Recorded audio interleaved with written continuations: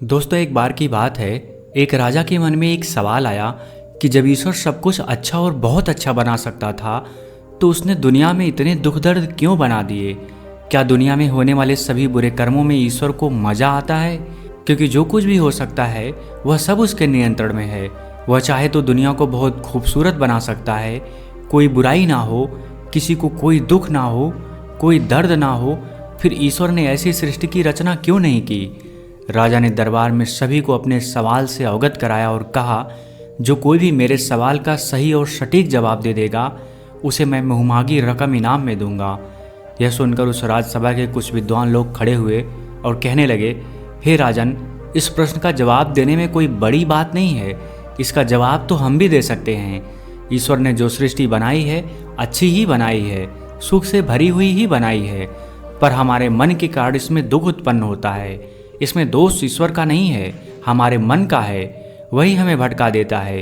राजा ने कहा, पर क्या आप हमें यह बताएंगे कि हमारा मन सही कैसे रहे, वह कभी न भटके, वह हमेशा सत्य की ओर चले। ऐसे मन का निर्माण ईश्वर भी तो कर सकता है, फिर उसने हमारे अंदर ऐसे मन का निर्माण क्यों नहीं किया? राजसभा के दूसरे विद्वान ने कहा, महाराज, जैसे ईश्वर होता है वैसे ही शैतान भी होता है। ईश्वर की बनाई हुई शरीर में वह शैतान प्रवेश कर जाता है, फिर वह शैतान इंसान के दिमाग को प्रभावित कर देता है, अर्थात वह शैतान इंसान के दिमाग में गंदे गंदे विचार डाल देता है, उससे बुरे कर्म करवा देता है। इसलिए जीवन में दुख उत्पन्न होने लगते हैं, लोग दुखी होने लगते हैं। इसमें दोष ईश्वर का नहीं है, दोष तो उस शैतान का है। राजा ने कहा, तो क्या शैतान ईश्वर से ज़्यादा शक्तिशाली है? विद्वानों ने कहा, नहीं, इस सृष्टि में सबसे शक्तिशाली ईश्वर ही है। राजा ने कहा, तो फिर ईश्वर शैतान को खत्म कर अपनी बनाई हुई इंसानी रूपी शरीर से हमारे अंदर मौजूद दोषों को क्यों नहीं मिटा देता है? और अगर वह ऐसा करने में सक्षम नहीं है तो इसका मतलब शैतान ज़्यादा ताकतवर है, वह ईश्वर से ज़्यादा शक्तिशाली है। तो फिर हमें शैतान की शरण में जाना चाहिए। राजा की बात सुनकर सभी शांत हो गए। किसी की हिम्मत नहीं हुई कि कोई राजा की बात का सही उत्तर दे सके। इसके बाद राजा ने घोषणा करवा दी कि जो कोई भी अपने उत्तर से मुझे संतुष्ट कर देगा उसकी हर एक इच्छा पूरी की जाएगी। इसके बाद राजा के पास दूर दूर से देश विदेश के विद्वान आने लगे। सबने अपने अपने उत्तर रखे, पर कोई भी अपने उत्तर से राजा को संतुष्ट नहीं कर पाया। बहुत दिन गुजर गए। आखिरकार राजा ने मान ही लिया कि इस दुनिया में कोई नहीं है जो उसके प्रश्नों का सही जवाब दे सके। इसी पर चर्चा करने के लिए एक दिन राजसभा बुलाई गई। राजा ने कहा, हमने एक से एक विद्वानों से चर्चा की, पर कोई भी हमारे सवाल का ठीक से जवाब नहीं दे पाया। सब कही सुनी बातों को ही दोहरा रहे थे। क्या हम यह मान ले कि अब इसका जवाब हमें नहीं मिल सकता है? तभी राजा का रसोइया राज दरबार में उपस्थित हुआ और उसने कहा, महाराज, आपके लिए एक ऐसी सब्जी मैंने बनाई है जिसे खाने के बाद आपको आपके सारे प्रश्नों का उत्तर मिल जाएगा। और सब्जी इतनी बढ़िया मैं बनाया हूँ कि आज तक ऐसा स्वाद किसी ने भी नहीं लिया है। राजा ने कहा, तुम्हारी बातों से लगता है कि सब्जी बहुत ही स्वादिष्ट होगी, हमारे सामने इसे जल्दी पेश किया जाए। रसोइये ने कहा, महाराज, सब्जी तो यहाँ नहीं आ सकती, आपको सब्जी तक जाना पड़ेगा, नहीं तो सब्जी का स्वाद खराब हो जाएगा। राजा ने कहा, अच्छा, अगर ऐसा है तो हम ही तुम्हारे साथ चलते हैं। राजा के साथ सभी दरबारी भी साथ चलने लगे। रसोइया राजा को एक कद्दू के पौधे के पास ले गया।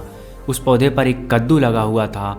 रसोइये ने कहा, महाराज, यही है सब्जी, खा लीजिए। यह सुनते ही राजा को क्रोध आ गया और उसने कहा, क्या तुम हमारे साथ मजाक कर रहे हो?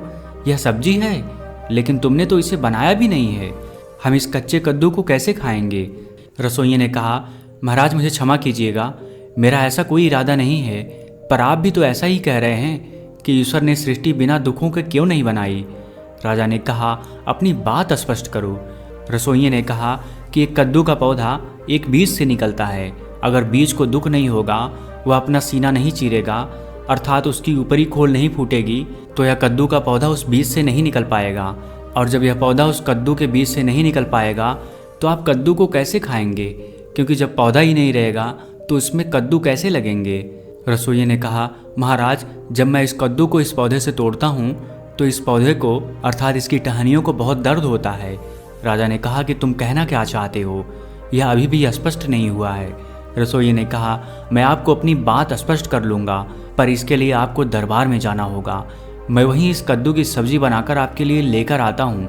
राजा ने कहा, ठीक है, जैसा तुम कहते हो मैं वैसा ही करता हूँ। हम दरबार में जा रहे हैं, तुम जल्दी ही इस कद्दू की सब्जी बनाकर ले आओ। राजा अपने दरबारियों के साथ दरबार में बैठ गया। कुछ देर बाद रसोइया सब्जी को एक बर्तन में ढक कर उस दरबार में लेकर आता है। रसोइये ने कहा, महाराज, इससे पहले कि आप यह सब्जी खाएं, मुझे आपसे अभयदान चाहिए। मेरी पूरी बात सुने बिना मुझे मृत्युदंड नहीं मिलना चाहिए। राजा ने कहा, डरो नहीं, ऐसा कुछ भी नहीं होगा, तुम्हें अपनी पूरी बात कहने का मौका मिलेगा। रसोइये ने वह सब्जी राजा के सामने रख दी। राजा ने सब्जी को देखा तो चौंक गया और कहा कि यह क्या मजाक कर रहे हो? क्या तुम हमारी हंसी उड़ाना चाहते हो? इसमें तो कच्ची कद्दू ही रखी है, तुमने इसे पकाया भी नहीं है।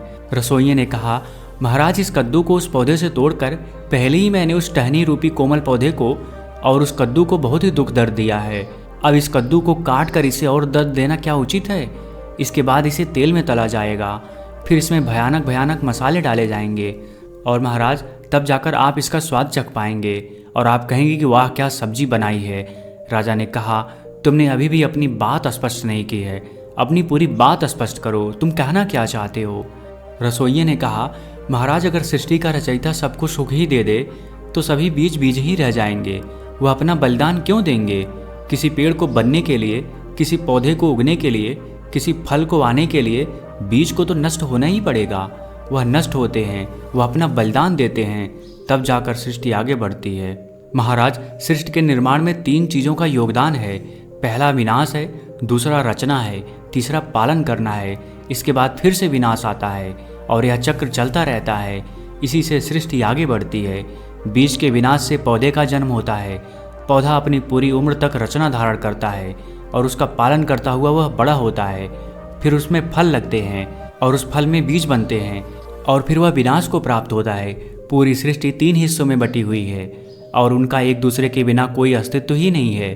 जैसे दिन और रात और उनके मध्य संध्या का समय, जैसे स्त्री और पुरुष और उनके बीच अर्धनारीश्वर यानी किन्नर, जैसे सुख और दुख और उनके बीच मोक्ष। राजा ने कहा कि बहुत गहरी बात बोल रहे हो, लगता है कि तुम्हें बड़ा ज्ञान है। यह बताओ, यह मनुष्य बुरे कर्म क्यों करता है? क्या उससे यह ईश्वर करवाता है या कोई शैतान करता है? रसोइये ने कहा कि सृष्टि के रचयिता ने कभी किसी को नहीं कहा कि वह बुरे कर्म करे, बल्कि उसने हमें यह बुद्धि दी है जो हमें बताती है कि क्या सही है और क्या गलत है। सृष्टि में मौजूद 3 चीज़ों में से हम किसी एक चीज़ का चुनाव कर सकते हैं। चुनने की आज़ादी हमें दी गई है और अपने अपने कर्मों के हिसाब से सबको दुख दर्द मिलता है। हमने शैतान का निर्माण इसलिए किया है ताकि हम सब कुछ उस पर थोप सकें कि वह शैतान ही हमसे करवा रहा है, बल्कि शैतान नहीं, वह हमारा मन ही हमसे करवा रहा है, क्योंकि उसका निर्माण हमने खुद ही किया है और इसी कारण शैतान ताकतवर बन जाता है। राजा ने कहा, तो क्या ईश्वर हमारे सुख और दुख के लिए उत्तरदायी नहीं है? अपनी बात को सही तरह से स्पष्ट करो। रसोइये ने कहा, महाराज, ईश्वर केवल निर्माण करता है, विनाश करता है, पालन करता है। उसकी सृष्टि से आप क्या उठाते हैं यह आप ही निर्णय करते हैं, इसमें वह कुछ नहीं करता। राजा ने कहा, हम तुम्हारी बात से सहमत नहीं हैं, इसे साबित करो। रसोइये ने कहा कि महाराज, आज मैं आपके लिए इस कद्दू की सब्जी बनाकर लाना चाहता हूँ, उसके बाद ही मैं अपनी बात स्पष्ट कर सकूँगा। राजा ने इजाज़त दे दी और रसोइया कद्दू की सब्जी बनाकर दरबार में ले आया। राजा ने उस कद्दू की सब्जी को खाया और रसोइया पर चिल्लाया, यह क्या सब्जी बनाई है?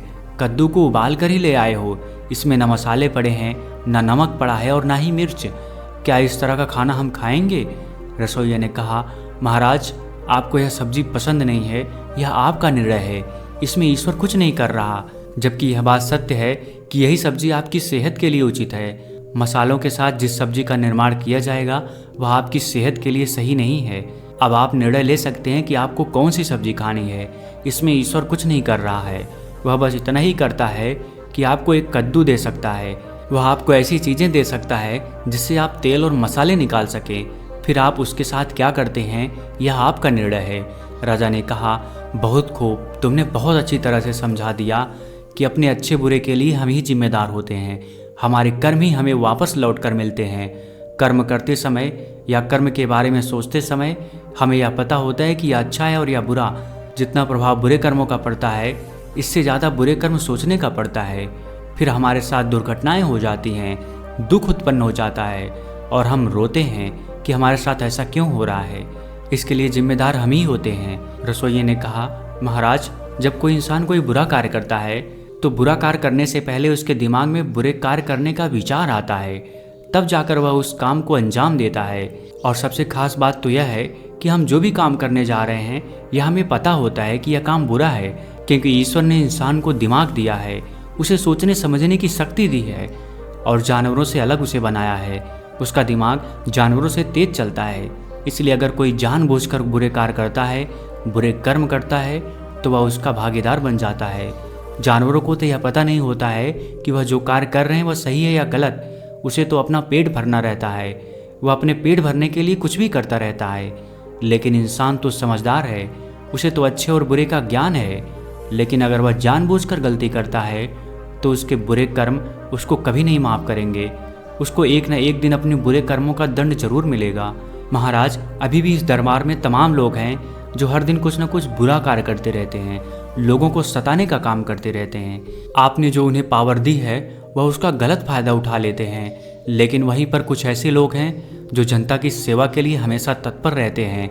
वह अपना कार्य सही तरीके से करते रहते हैं, अर्थात वह अपने जीवन में अच्छे कार्य करके अच्छे कर्म कमाते रहते हैं।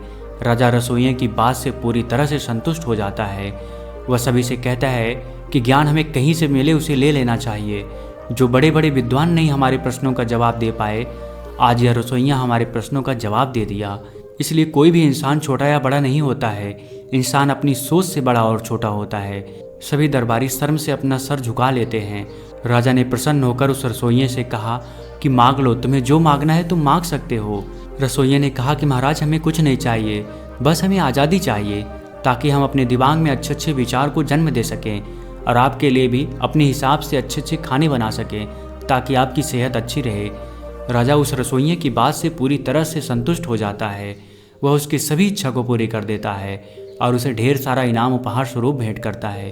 दोस्तों, जब हम अपने जीवन में अच्छे कर्म अर्जित कर लेते हैं तो वही अच्छे कर्म हमारे बुरे कर्मों को काट देते हैं और अच्छे या बुरे कर्म हमारे दिमाग में उत्पन्न होते हैं। इसलिए हमें अपने मन को हमेशा अच्छे अच्छे विचारों से भरना चाहिए। जब हम अपने मन में अच्छे अच्छे विचारों को भरेंगे तभी जाकर हम अच्छा अच्छा कार्य कर पाएंगे। दोस्तों, मुझे उम्मीद है इस वीडियो से आपको बहुत कुछ सीखने को मिला होगा और अगर आप नए हैं तो हमसे जुड़ने के लिए इस चैनल को सब्सक्राइब करना मत भूलिएगा। मिलते हैं अगले वीडियो में कुछ नए विचारों के साथ। तब तक के लिए आपका बहुत बहुत धन्यवाद।